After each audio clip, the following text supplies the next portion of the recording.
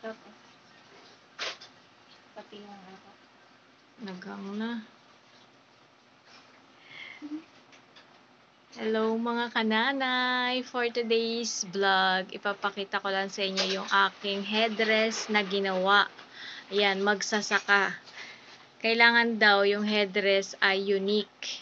So, at recycle. So, ito ginawa ko siya sa pamamagitan ng balat ng mais at may mga palay-palay. Tapos, gumawa ko ng scarecrow. Ayan. Made of mais din siya, dahon ng mais. Ayan guys. Tapos, ito yung kanyang palay. Talahib lang to guys. Kinuha namin to. Nilagay ko dito siya sa bag na to. Yan, para siyang maging magsasaka. So, pinagawa lang tong costume na to sa akin. At iminomodel ng aking anak.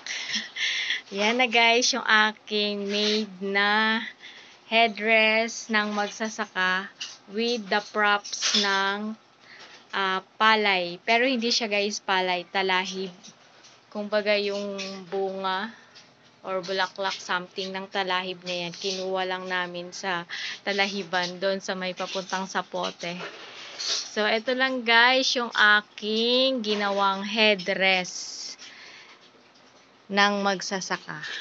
So guys, thank you for watching. See you on my next vlog. Bye! Isusot nga pala to bukas. Linggo ng wika.